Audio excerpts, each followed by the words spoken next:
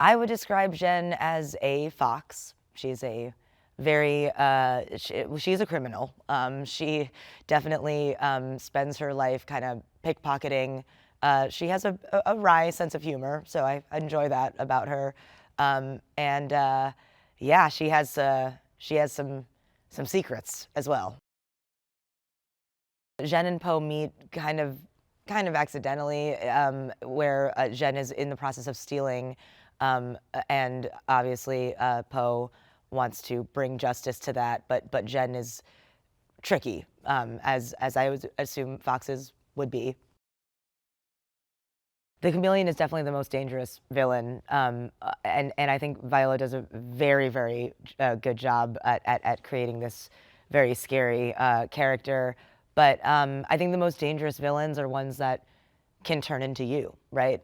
And I think the fact that she can turn into anything gives her like pretty much the ultimate advantage. I feel really honored as a Chinese American to be in this movie, because it has always kind of honored true things about the culture, and I think done so uh, in a really cool way that you know, as a young age definitely added to the Asian American or the Asian landscape of film. So yeah, big honor to be in Kung Fu Panda. I don't think Poe's ever really had a partner, so you know, it was fun to play Zhen, like and see their kind of friendship start budding, because it is unlikely. And I also think that Zhen kind of like roasts Poe all the time, and Poe like totally falls for it. And like, I think that they're funny. I like the way that they like bicker, and I really like the way that their partnership and friendship develop. It is so fun to be in the booth with Jack. I mean, I hope that they cut my feed, because I'm like laughing sometimes so hard I can't even do my line right. And he's such a brilliant performer. He obviously so good at playing Poe. It's so natural. So just to see that in person, I think was like really cool.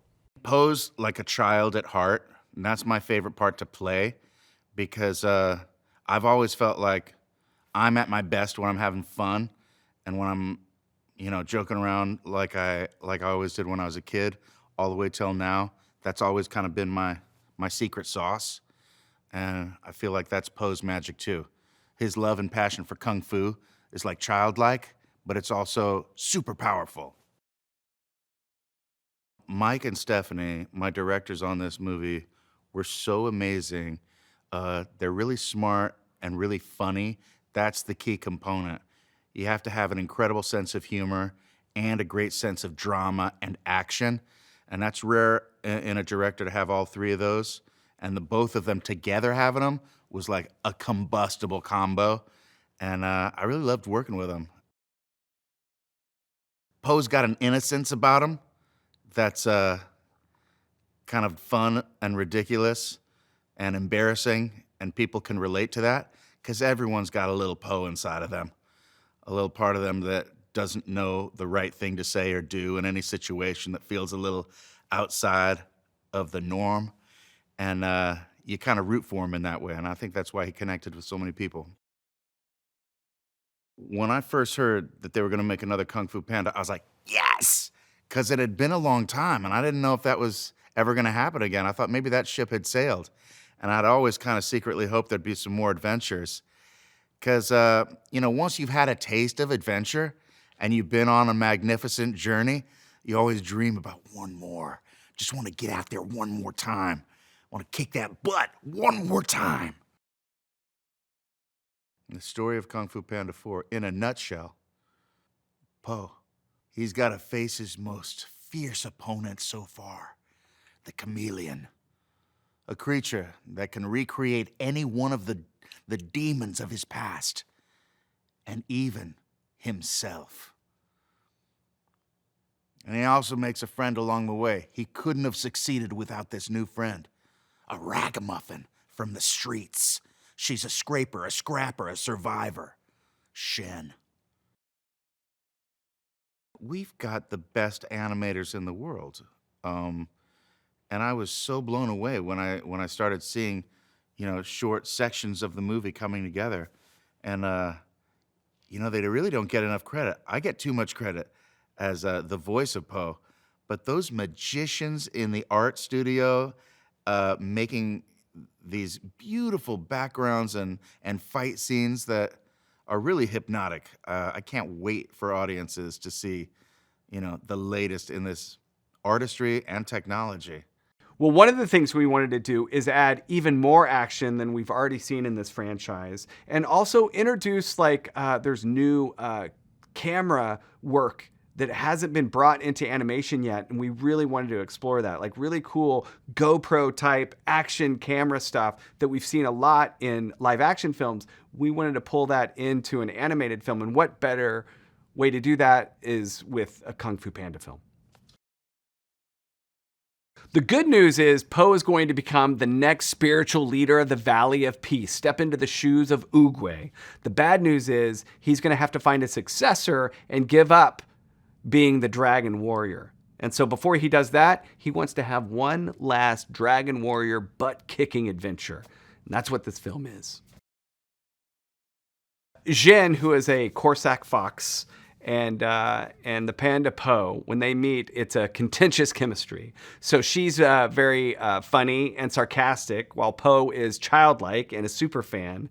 And it's just funny how they get on each other's nerves. They've got a big journey to do together. And it's very funny how they don't really like each other at the beginning. We're all huge fans of the Kung Fu Panda franchise, and we realize there's never been a formidable female villain for Poe to go up against. So we started there. And then we thought, we've seen many types of villains, but we haven't seen one that's supernatural yet. And we knew we wanted to bring the supernatural element into it. So we came up with maybe someone that's a shapeshifter that could change her form. She could become, in a world filled with animals, she could become any animal in this world. And then the next logical step would be like, well, don't chameleons change their look a lot? So that's kind of what led us towards making her a chameleon. And it turned out to be great because, like Poe was an unassuming, no one thought that he would become the Dragon Warrior. No one thought a chubby panda could become the Dragon Warrior and do Kung Fu so well. Similarly, no one thought that a small chameleon could be so threatening and so terrifying and have such powers. Well, we're inheriting a world of animals, and the Valley of Peace is filled with geese and pigs and bunnies mostly. And we noticed that the designs of the children bunnies were so cute. They're just adorable with their little ears and their great big eyes and their little tiny bodies and their big old heads. And we thought, how great would it be if these things were terrifying? Monstrous. And so we have these very cute bunnies that on a dime, they can turn rabid and they become pit bulls and they attack. Mike Mitchell is really incredible. He can walk into any room and just like get the party started. You know, like everyone's just like, Mike is here, and I just think he's a really lovely person, and he has incredible ideas. He knows how to give really detailed notes in every single facet of the filmmaking process. So watching him work with the actors, watching him work with the animators, the lighters, he knows, he gets his hand dirty in like all aspects. And he's really the one who brought me on to Kung Fu Panda 4, so I'm forever grateful to him. I don't know if you've seen many Viola Davis movies, but like she definitely has this magnetism, charisma, and power to her that she brings to the Chameleon, and that's actually where we bring a lot of fun into her character as well, because all that power, all that dynamism, is in her voice. And then when we pull out the camera, we see that she's like a little over 2 feet tall. And we're like, wow, that's a really interesting contrast right there, because she sounds so powerful, and yet she's this tiny, lizard creature. But she, there's the comedy of that contrast, but then that's also her sort of tragic backstory as well, is that she has this sort of Napoleon complex, basically motivated her to learn sorcery in order to steal master villain's kung fu, so that she could become the most powerful being in this world, and then no one would ever look down on her again or treat her like she was invisible. For me, the scale of everything in this movie, most especially the set pieces or the locations of like every single place that Poe and Zhen go to, it's much more massive than anything Poe has ever seen before, and that sort of scale is what instigates a sort of change in Poe to realize that perhaps he was just a big fish in a small pond before. And now that he's gone to this new world where everything is so massive, so big, he can see that there's all sorts of different people out there in the world, which touches on a sort of sub-theme that we have, that the world is not black and white, that the world is not made up of just heroes and villains. And so for Poe, that leads him on a path to wisdom. He's not seeing the world in black and white anymore. He's seeing that there are shades of gray, which is exactly what Zhen, as a gray Corsac fox, is supposed to reflect. Jack Black is Poe, and he won't stop trying out a line until he's got it perfectly. And the way that his process works is really fascinating to me, because not every actor does this. And they don't have to, of course, but Jack, he's such a perfectionist that he'll be like, okay, let's take a look at the scene, at all the pages, we'll read it through together, and then we'll just do a bad take of every single line. And then he goes back to the first page and he's just like, let's do every single line 20 times. And it's not just like a thoughtless, like, let's just do 20 different variations. He's always thinking like, okay, what is the context of this? Which means like, where is Poe in this scene? Like physically, where is he? And then also he's thinking about the subtext, which is, what is Poe thinking and feeling? Chameleon. I wanted to play a villain. I did. I mean, I can only play a villain in my imagination. I try to play a villain at home. It doesn't work. No one believes it.